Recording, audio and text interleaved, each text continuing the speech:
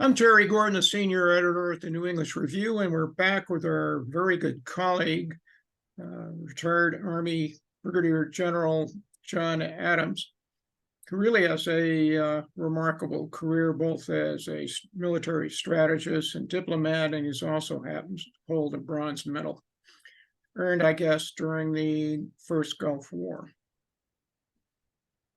as I recall. Thank you, Terry.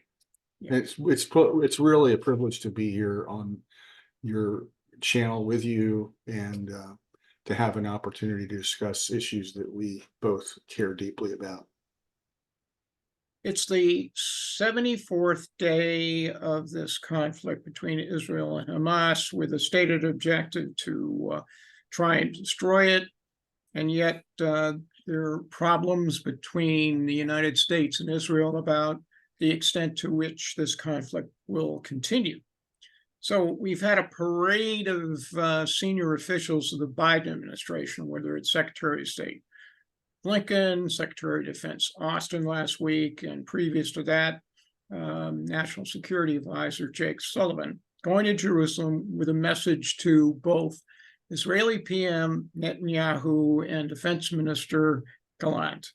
Simply stated, scale back operations in Gaza, negotiate another pause to free hostages, and curb civil casualties. And as we are holding this discussion, there is in fact a move in that direction, with senior Hamas leaders visiting with the Egyptian intelligence chief in Cairo with a whole list of things that they want to have, including, as we're learning pieces of it, a week-long pause and more aid and more prisoner releases. Sounds like the same old, same old. So how does that advice from the Biden administration achieve the objective of destroying Hamas? Well, in a word, it doesn't. There are many problems with the American approach at this point. So I'll hit at a couple of the ones that stick out now. But let me first say, I pray for the victory of Israel against its enemies, all of them. I pray for the restoration of security for the people of Israel. And I pray that it will come soon, and that the pain of the families, both hostages and soldiers' families, will be alleviated, and that they will be blessed by God. I can't ever think of anything that I could say that would be more important than for asking God's blessings for Israel and its people. Back to your very pertinent question about what's going on today. Honestly, I don't think that the U.S. is approaching this in a very intelligent way. I think that the initial steps that we took to send a carrier battle group and then a second carrier battle group to the region were good, and they reassured the world that we were going to do our best to protect Israel. But I think since then, it's been a steady erosion of our real support for Israel. One, by publicly questioning Israel's commitment to fighting a war in accordance with all the rules of war, all the laws of war, all the opportunities that we have as soldiers to protect and reduce casualties and protect civilians. Israel does that anyway, and they're doing a great job. But carping at the Israelis for not taking care with civilian casualties is both incorrect, because facts don't bear that out, and two, it doesn't help them. It puts pressure on soldiers at the very most vulnerable level to look over their shoulders at what they're doing. Casualties are going to happen, and I can talk about that in a little bit, but back to where the U.S. is, I think, not acting appropriately. We should have their back and not make public statements that question them, especially now in combat. We can communicate our concerns, and we should. We've got a Marine Lieutenant General Flynn, who's there now, is there to liaison with the IDF as they fight. He's had experience in Iraq, knows what he's doing. I'm sure he's a great officer, and I'm sure he's got a staff of great officers and NCOs with him. I hope they come back with some lessons learned. I think that's the most important thing he can do, is come back with lessons learned from this fight, which is going to come at us, because it's first Israel's on the front line, but we're there too. But I think their observations on the ground, no doubt, we would know if they were doing something wrong. Now there was an incident just a few days ago where 3 hostages were killed erroneously. That was a lamentable, tragic event. But again, we can talk about what is difficult about this fight. We used to have a term in our army, in the American Army, and it originated in Vietnam, called the 6,000-mile screwdriver. And the 6,000-mile screwdriver means that you're directing tactical actions from, in this case, Washington. And we can substitute Vietnam for Gaza.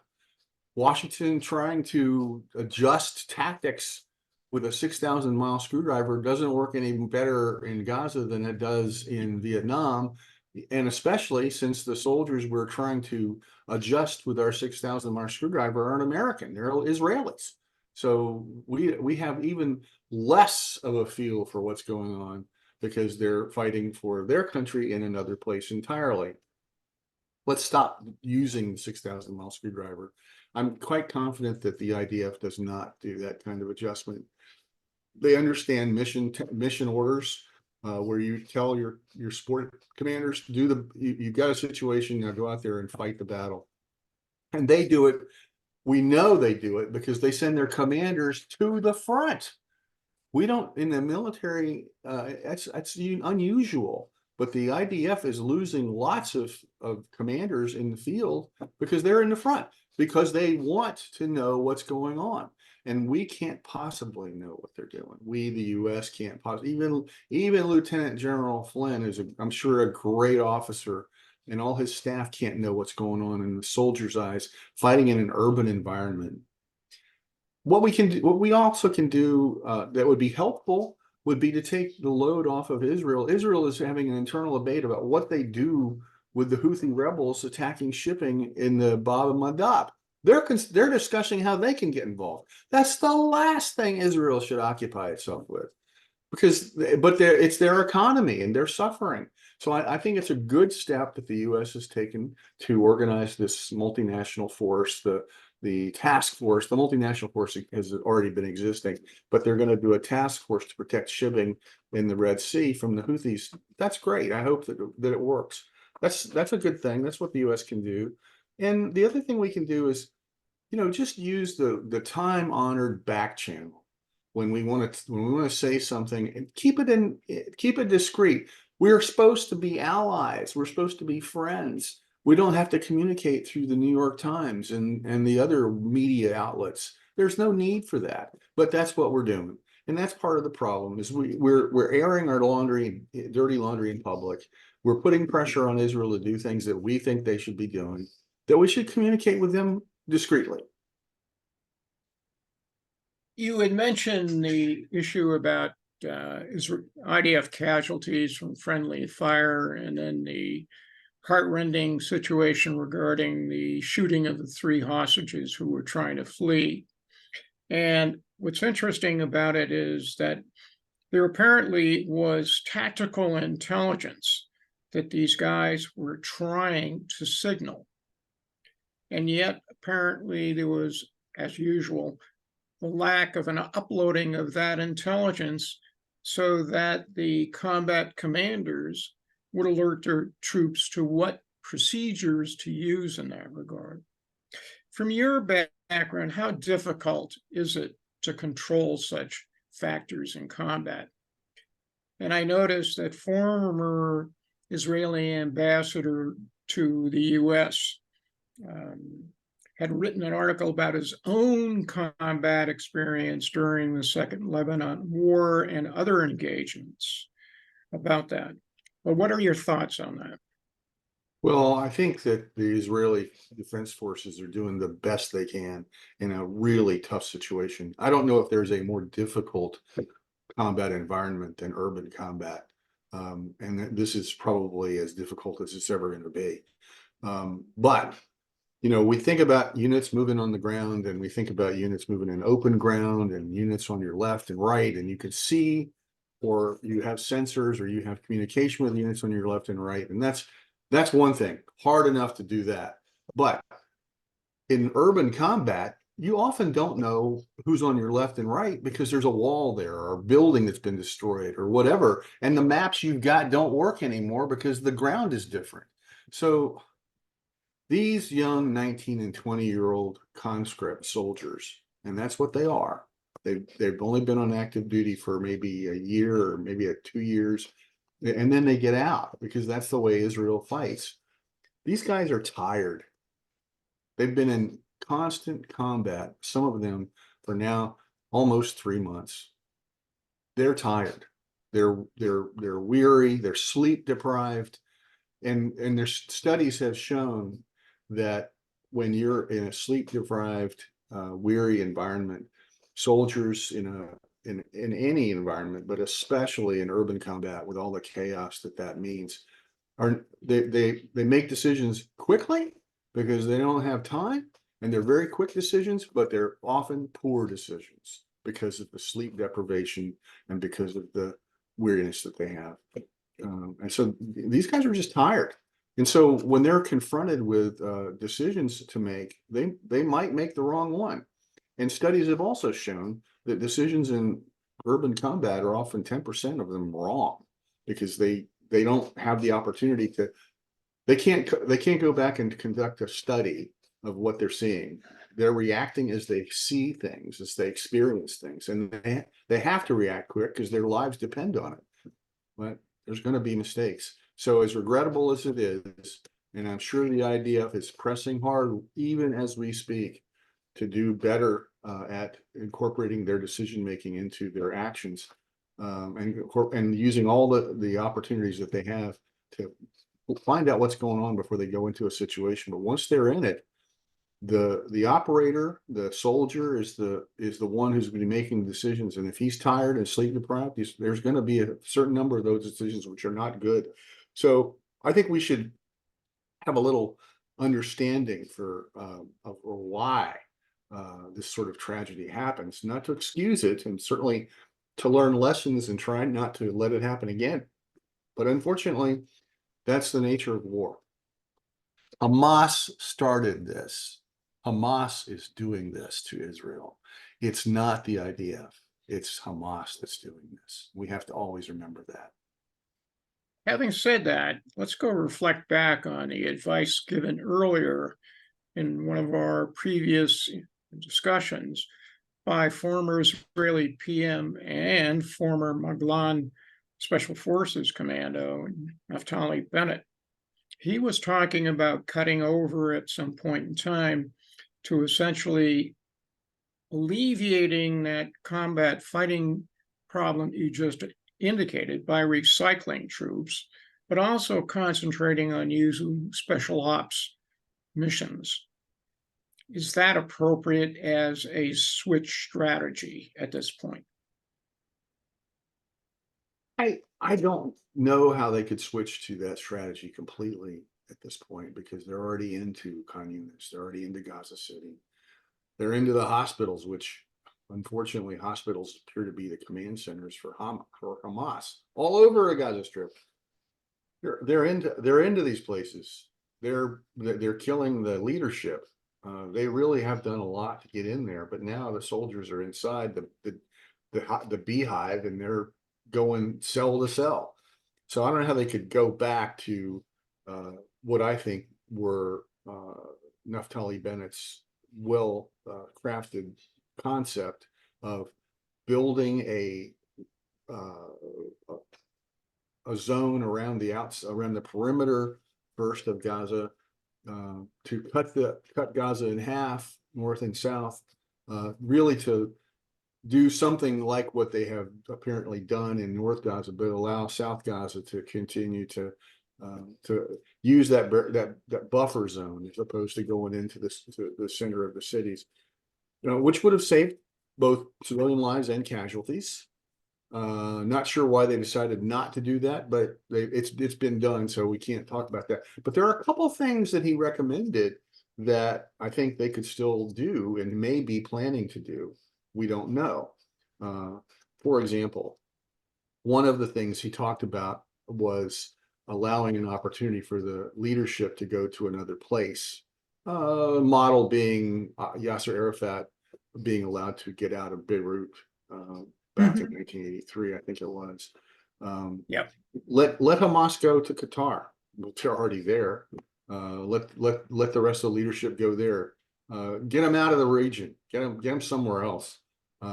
That could be the price for the remainder of the hostages, for example. But Bennett talked about that. I think that was wise. Maybe that's what they're going to do. We don't know.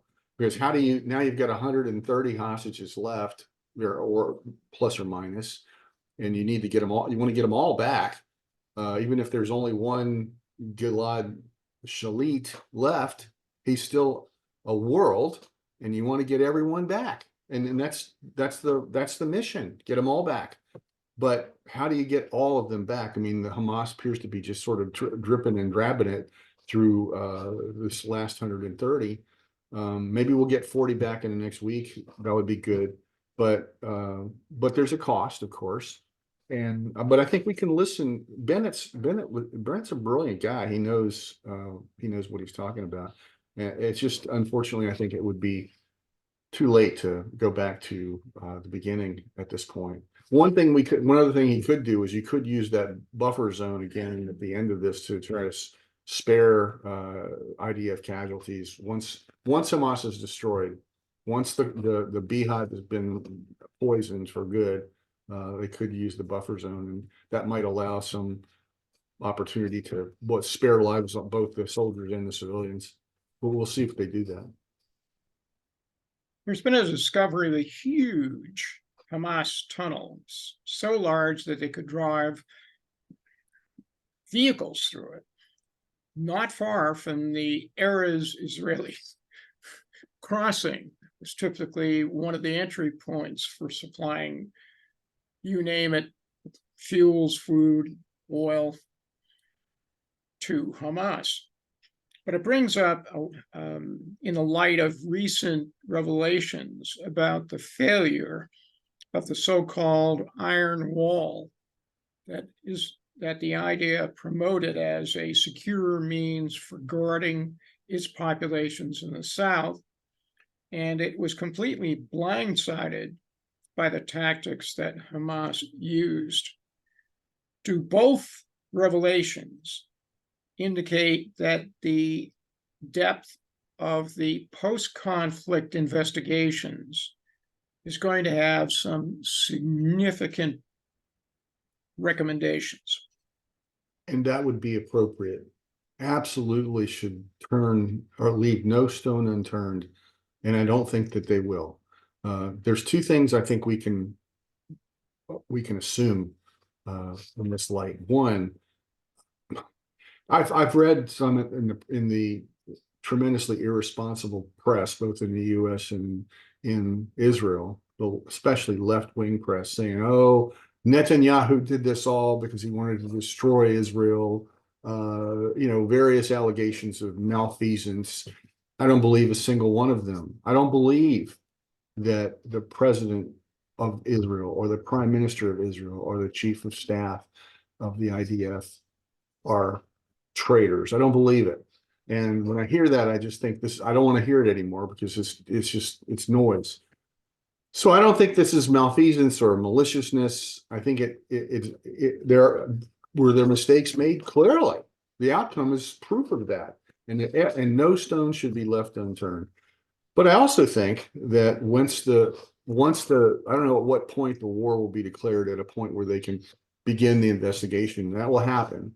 And when it does, I'm confident that they will learn a lot, and there will be consequences for those that made consequential negative decisions, just like there were after the 73 war. Because if there's one thing that's true about Israel, one, like the United States, they're a litigious society. They want to know what happened. They want to hold responsibility. And I'm not saying that's a bad thing. I think it's a good thing in many ways, although I think that litigiousness has got it's definitely it's got its dark side. But I think they're going to find out what happened. They're going to get lessons learned. They're going to level accountability, because accountability is also important because they're Jews. We Jews like to level accountability. That's the law demands accountability. That's good. That's not a bad thing. It's a commandment. So we should welcome that. So they will act in accordance with the law. They will hold people accountable, and whatever happens, happens. And I think we have to be prepared for that. But I don't believe when somebody says this is a malicious act on the part of the government. I don't believe that. Do you think the failure of the Iron Wall is the equivalent in this current combat to, say, the French reliance on the Maginot Line prior to World War II? And if so, does that signal something about Israel's dependence on automated protection? It does. And I think that's an apt analogy. One, because the Maginot Line allowed France to relax and say, okay, we're okay. We don't care what the Germans are going to do. They're going to have to come through the Maginot Line. And hey, that's a pretty big barrier. You might have been in the Maginot Line. I've been in the Maginot Line down in the bunkers, and it looks bad. Yeah. You know, you look through the telescopes and you see across the fields, and you think they can't get through here. I mean, we got food, water, whatever we want down in the Maginot Line, and they got nothing. They're coming at us across fields. That's not how they came. They went around it, and that's kind of what Hamas did. So it's an apt analogy. The other thing I would say in terms of, in this case, the iron wall and all the sensors and obstacles they put in front of Hamas to try to keep them from coming through, they relied far too much on SIGINT. And so, and I can understand that, because SIGINT is very effective if the other side is on the electronic spectrum. But what if they decide not to go on the electronic spectrum, as it appears Hamas did? You can't, there's no substitute for good human intelligence, and they didn't have it because there was nobody in the strip to find to talk to people that knew what was going on. They were surprised by that. HUMINT is great. Now, I'm a HUMINT guy myself. My experience is HUMINT, so of course I'm partial to it. But I also understand SIGINT and I understand IMINT. I think they could have used HUMINT a lot, human intelligence a lot more, to detect what was going on. And when you're blind to human intelligence, you really don't know much. That also happens to be a critique of our work in Iran right now.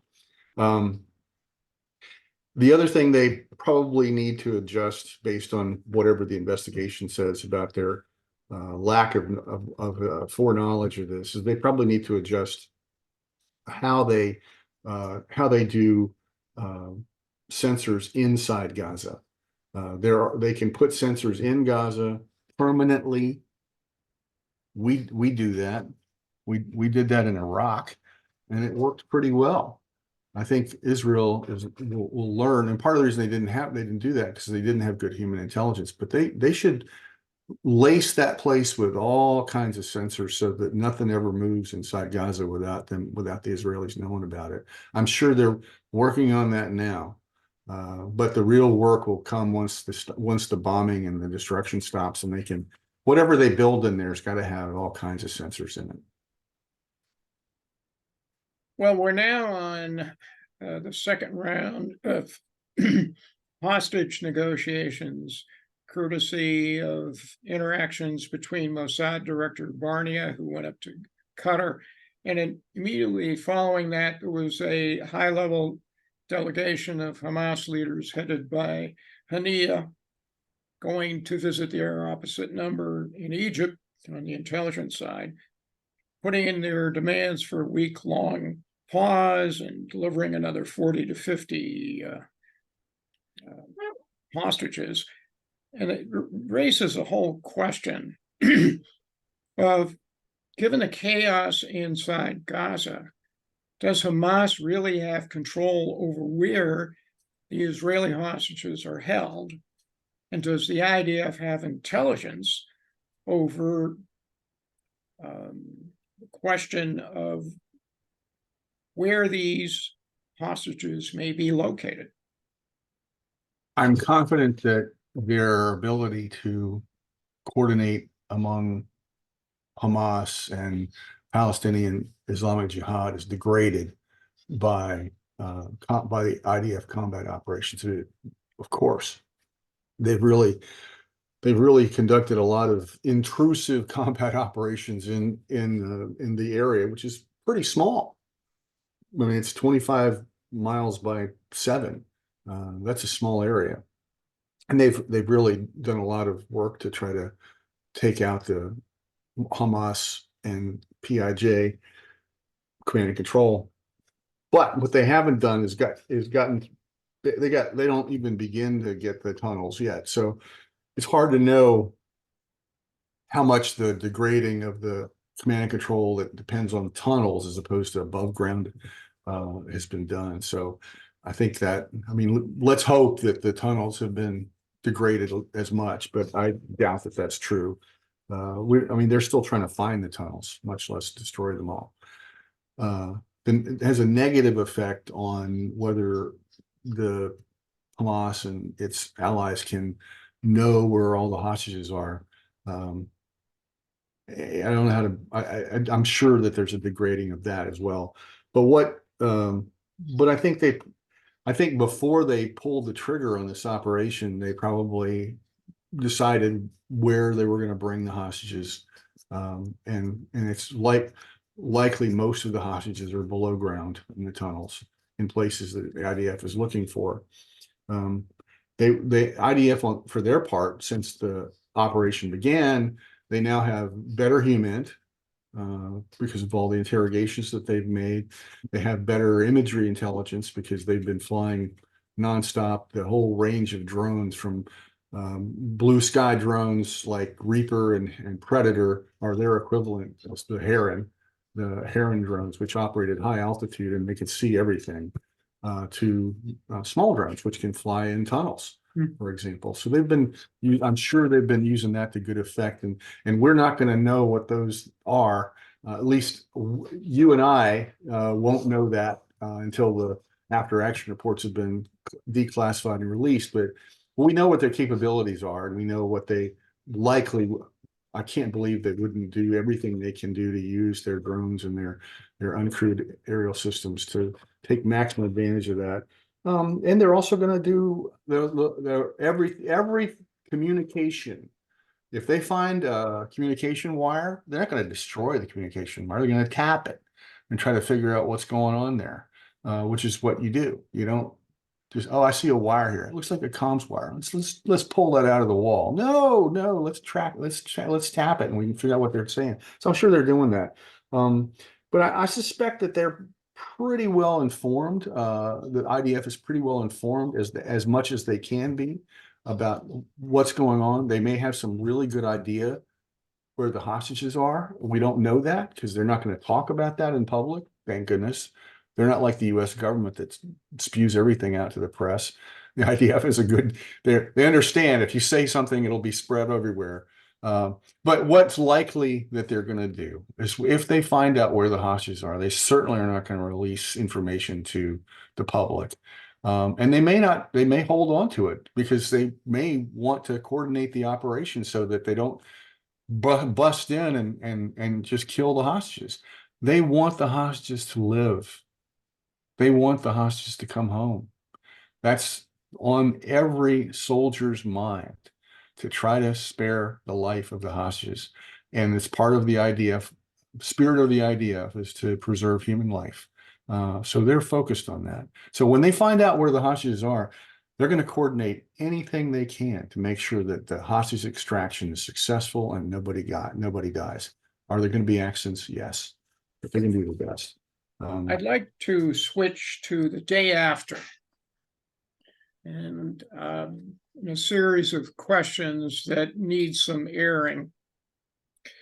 The Biden administration is resurrecting the so-called two-state solution to recognize the Palestinian Authority sovereignty over the West Bank and Gaza. And in fact, there seems to be some discussions going on, ironically, between Hamas and the PLO regarding this.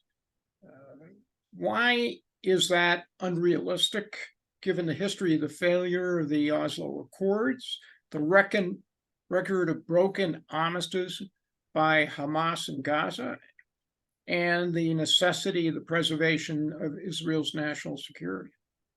And the last phrase is the most important: the preservation of Israel's national security. All this is a futile exercise if at the end of this Israel is not secure. And so whatever solution, and I put quotes around the word solution, whatever solution is brooded at this point needs to have as a preferred outcome the security of Israel. Two-state solution is woefully inadequate for that. It was woefully inadequate in 1993. It was woefully inadequate when the Oslo Accords were signed under great pressure. And it's woefully inadequate today. Maybe 35% of the Israeli public, and I'm including the Israeli Arabs, want a two-state solution. Maybe. That's not very many. Most of the Israelis who support it are on the Israeli left, including the Palestinian or the Arab Israelis. The left loves this idea because they don't fear having a non-Jewish state. That's not what they want. They want to have a democracy where everybody gets one man, one vote, and it doesn't matter whether it's a Jewish state or not. For the left, that's not important. For everybody else, for Zionists who want to have a Jewish state, the two-state solution is death. It will not exist. It can't exist. So there's really no support inside Israel except on the left for a two-state solution, and that's the worst problem because you can't begin to get support for a two-state solution unless the people want it. We both got friends in Israel, and I'm sure your friends are telling you the same thing. My friends are telling me, even one friend who he's not on the left, but he doesn't like Netanyahu, but he's two-state solution. He doesn't want to hear it. He said, that's what we're going to die. And he's probably right, because I can't imagine how that would work. But let's talk about, if we may, talk about, is it time to talk about the one state and the new state solution? Oh, absolutely. Okay. Well, Caroline Glick, who's a noted scholar and a veteran of the IDF, and she's a pretty strategic thinker who writes for the Jerusalem Post, has written a book and talked and advocated for what she calls a one-state solution, which is like, as you could expect, it's a one-state solution. And it's really based upon the assumption that all the population and the demographic projections for Israel that people make when they talk about, oh, well, if there's a one state and everybody has the vote, then there will be a massive greater number of Palestinians or Arabs, let's call them, than there will be Jews. And she says that I don't believe that. I mean, the demographics that she's looking at, and frankly, that most of the world looks at, including the public here in the United States, says that there's significantly more Arabs in the Judea and Samaria than there really are. And so they're depending on Palestinian or Palestinian Authority demographic projections. And she says they're wrong. They're not right. They're just not right. Now, I don't know if she's right or not. I would like to think she's right, but that's a comforting thought. But I think it's not an unreasonable idea if those demographics are wrong.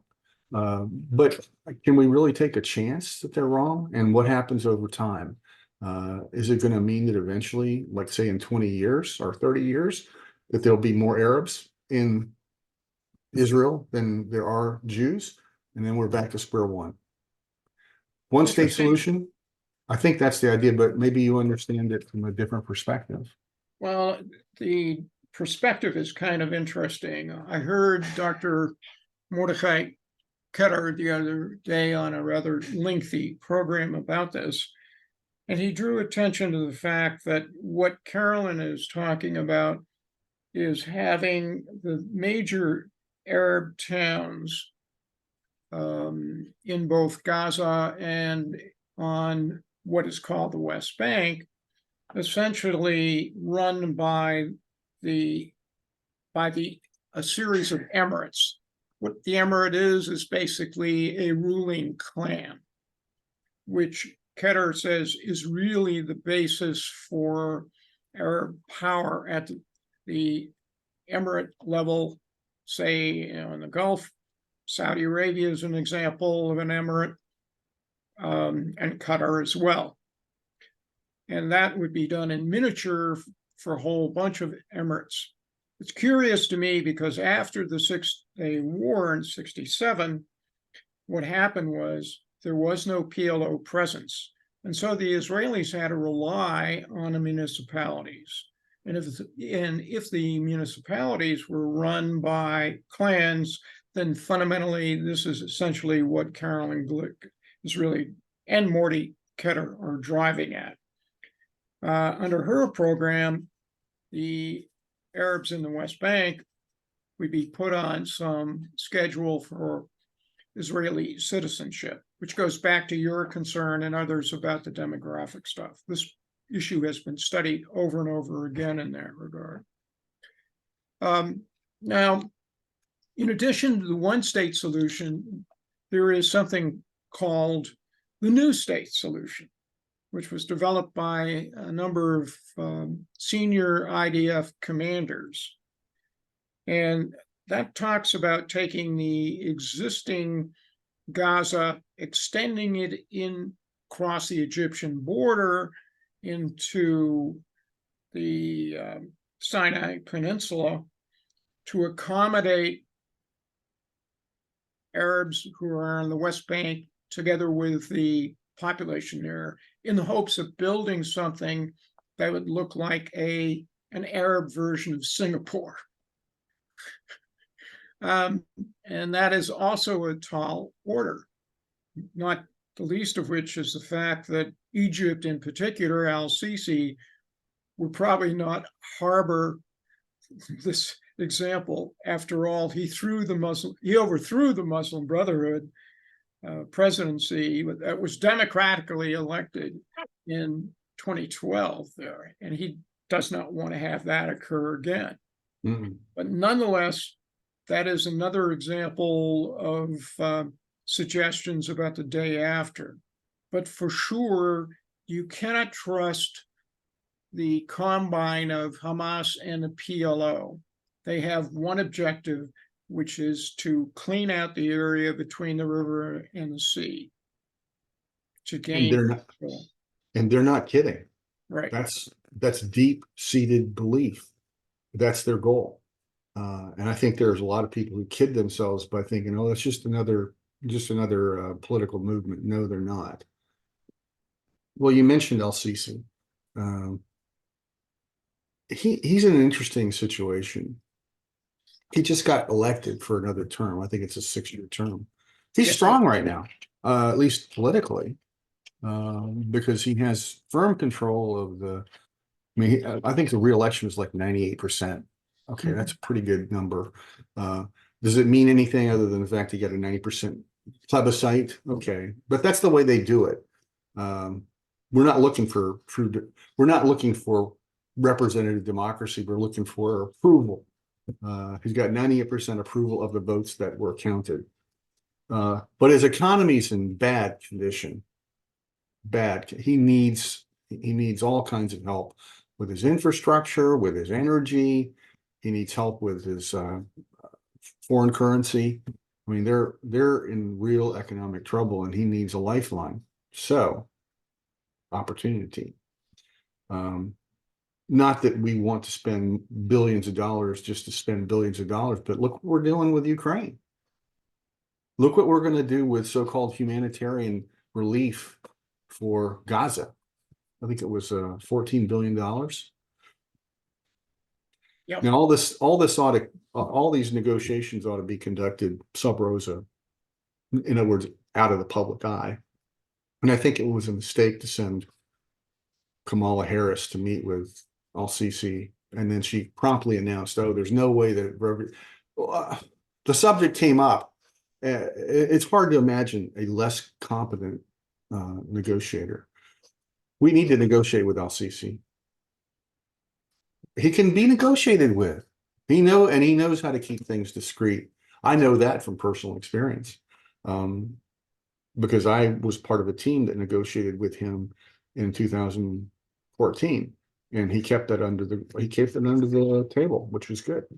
And we helped him, but we can help him again and help ourselves instead of sending money just to, I don't know who's going to provide the humanitarian support. Let's work a deal with al-Sisi. He needs the deal, and he, with 100 million population, could deal with his Mukhabarat, his intelligence service. He can deal with the people of Gaza. We're still gonna have to decapitate Hamas and PIJ from the Gaza Strip. That's a given. But once that's done, there would be an opportunity to build this new state, which, to me anyway, as an observer, looks promising.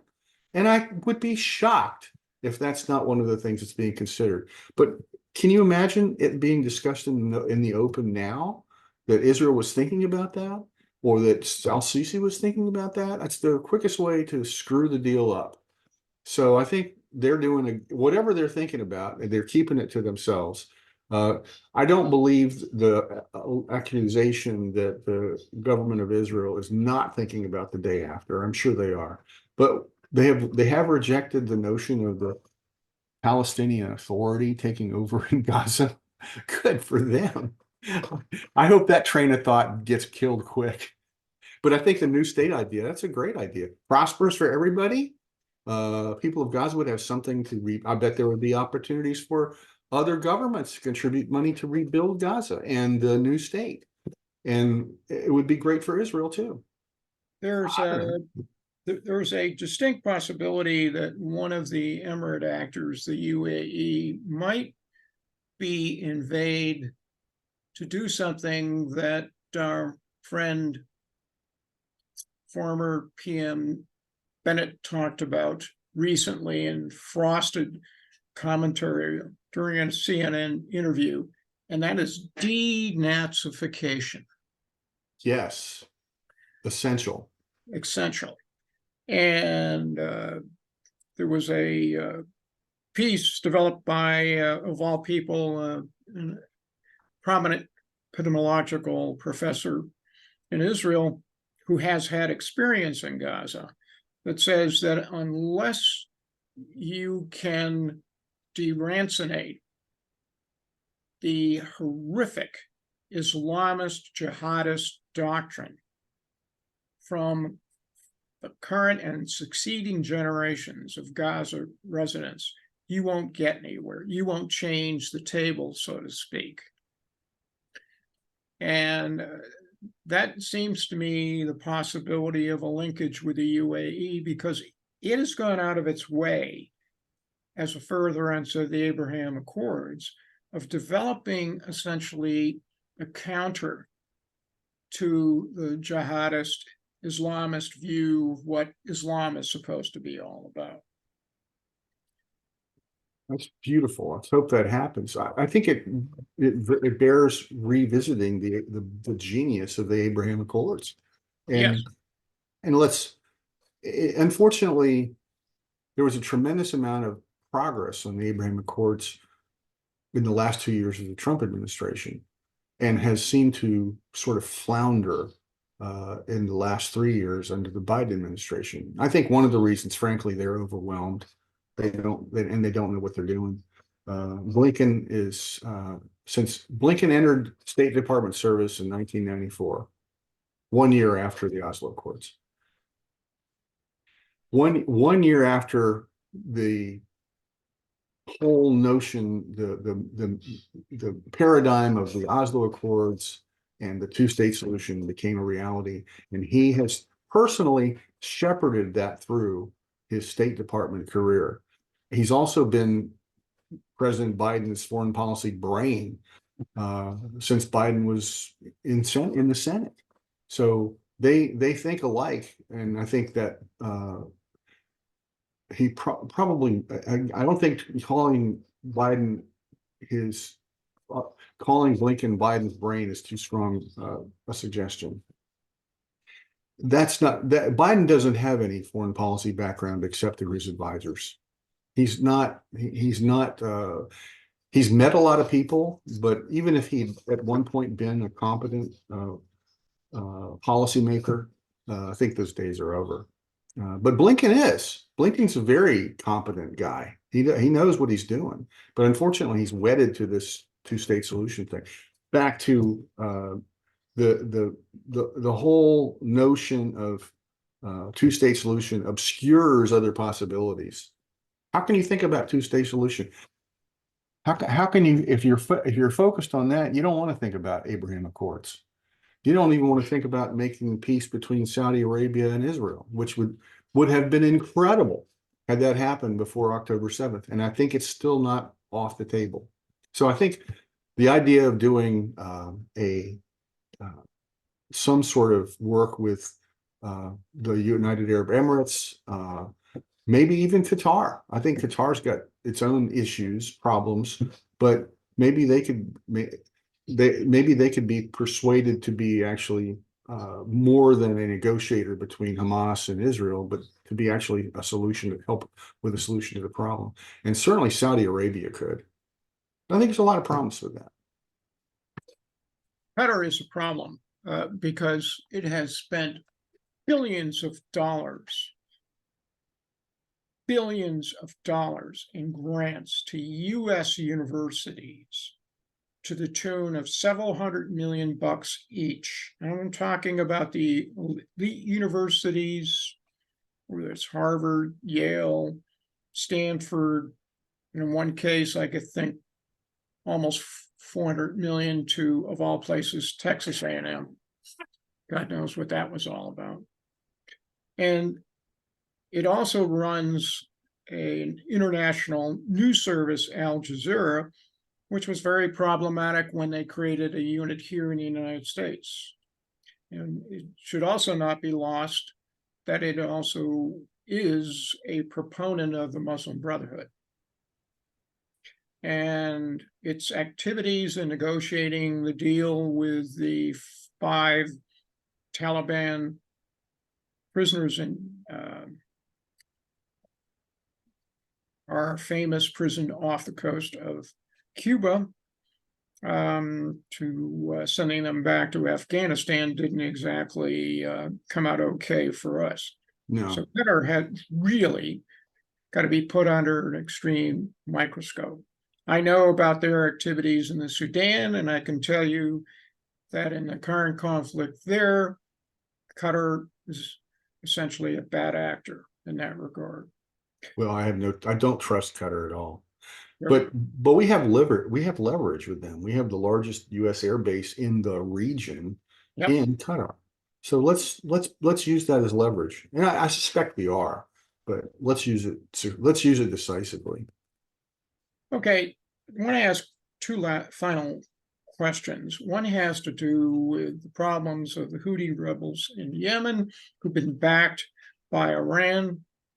And there seems to be a diffidence on the part of Saudi Arabia and the UAE, in part because of the horrible experience they had with the coalition, but also in view of the fact that Riyadh is only a stone's throw away from the ballistic missile range that the Houthis now have that could disrupt essentially the oil markets in that regard. And they've done that. They've done that once before. And so the question is, why isn't the U.S. stepping up to deal with the Houthis, given the announcement that was made by Secretary Austin about empowering an expanded Red Sea Maritime Task Force? Well, I think that was only 2 days ago. Yeah. So the first task of any effective warfighting operation is to gather the capabilities. And the U.S. has the USS Carney, which is a very capable naval vessel in the Red Sea, and they've been involved. They've protected against both drones and missiles already. But they're going to be a very capable British destroyer, which is going to join this task force, which I understand is not on station yet. And then there's going to be a French and an Italian frigate, multi-mission frigates that are going to join. That appears to be the only naval vessels which are going to be sent to the region. But that's a pretty good capability. And it's got a multi-mission means they can do anti-surface, anti-submarine, more importantly, anti-air mission.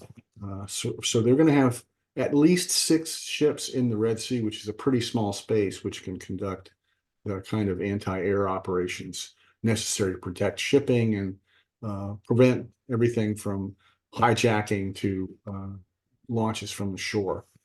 Can they accomplish that mission? Yes, they need to be on station first. It should take a week to get everybody there. That appears to be all the vessels that are going to be, but that's a pretty good group of vessels. Are they going to do the kind of decisive action that needs to be done to defang the Houthis? That'll take a trigger of some sort. I don't know what that trigger is, but I suspect it will be something along the lines of a ship is killed or a ship is damaged. Either a civilian ship or a naval ship is damaged by the Houthis, or an attempt to blockade the Bab el-Mandab, which is the southern entrance to the Red Sea, which the Houthis could try to do, and they're on shore, so that's something they could, they could attempt to do that. I think that would be a trigger for really decisive action against the Houthis. And the Houthis have a lot of capabilities. They have ballistic missiles. We know that. They have all kinds of drones from Iran. And it will take this task force to be resolute in defending both shipping and to keep the Bab el-Mandab open. Brings up the question though. All this is from Iran. Iran's doing this. It's not the Houthis. They're tribesmen with big guns, and they have the Iranian Guard, the Republican Guard there to help them. They've probably got other Iranian forces there to help them. The weapons are coming from Iran. It's unbelievable to think that the Iranians would send the weapons without the advisors. So Iran is behind all this. Iran's behind the Houthis. They're behind Hezbollah. They're behind IRGC in Syria.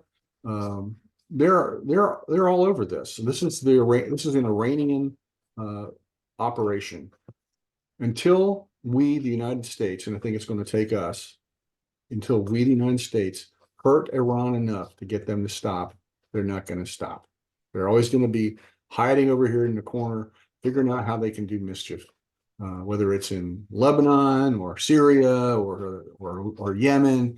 They have their fingers in all of this, and right now they're operating pretty much free, doing what they want.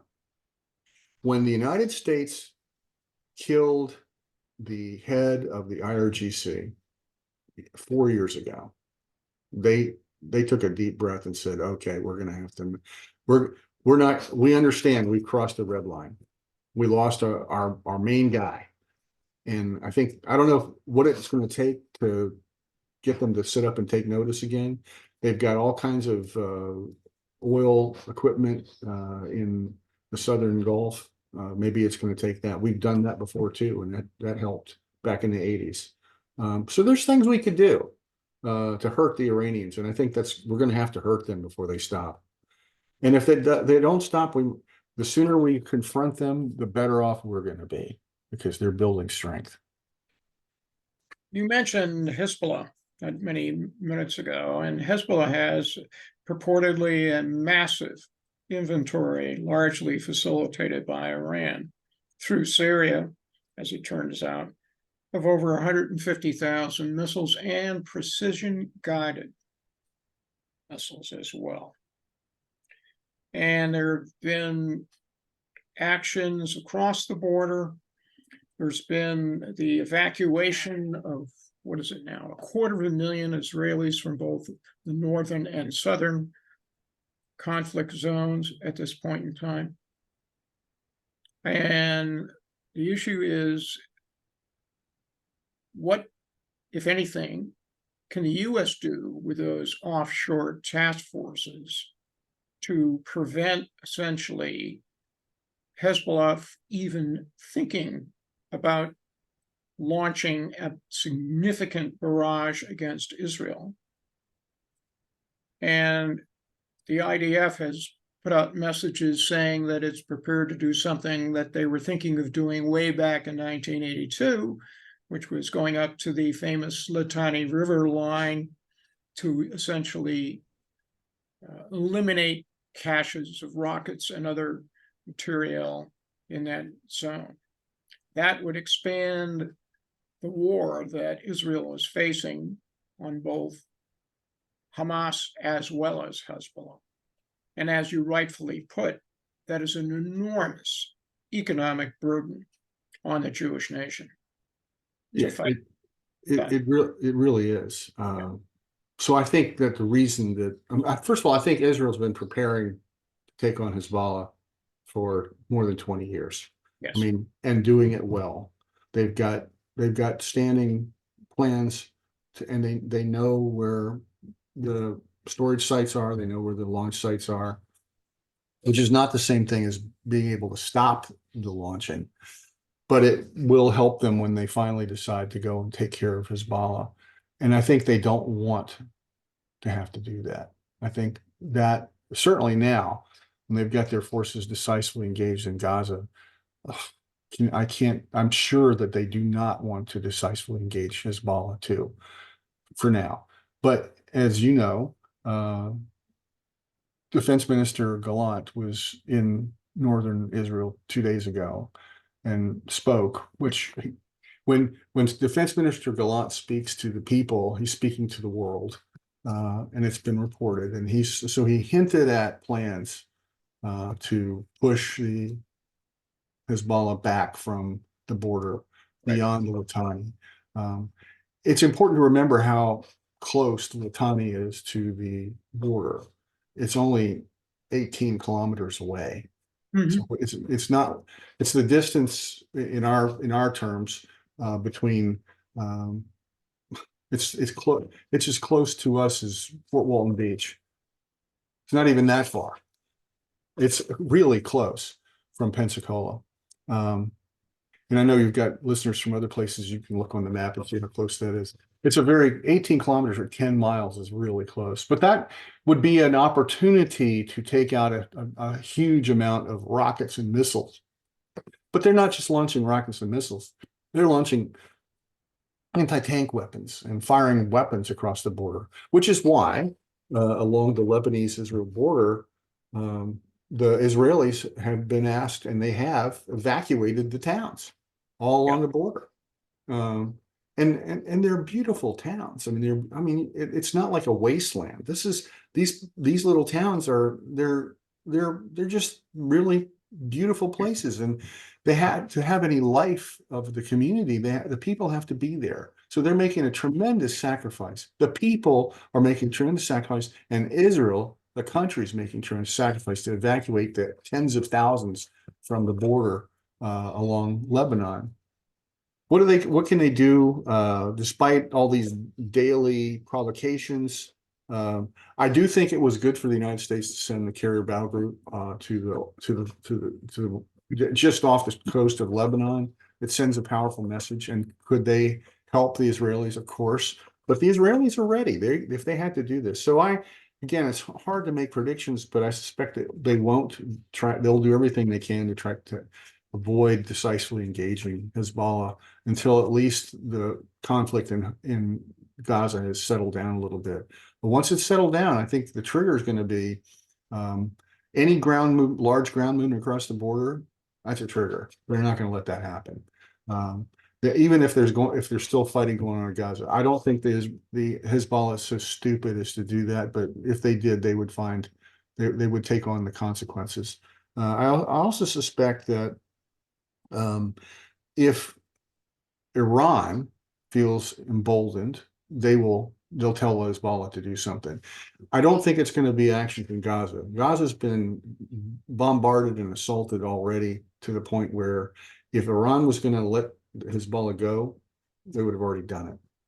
So I don't think that's the issue. But my goodness, I think about the strategic situation of our Israel right now, and there's so many threats. They're having to be so careful how they approach each of them. I want to, if I may, one more time strike the note. I hope that we, the United States, realize their friendship, their love for us, and their willingness to do battle on our behalf. That's what they're doing. Let's help them all we can. Just don't make it harder. I want to thank you for a round robin and intelligent conversation today, and hope to do this again when there's a critical piece of news that's coming up. May God bless Israel and bless their victory. Baruch Hashem. Baruch Hashem. Thank you, Jerry. Bye-bye. Okay. Are we finished recording? No. I think I want to end it. Hold on.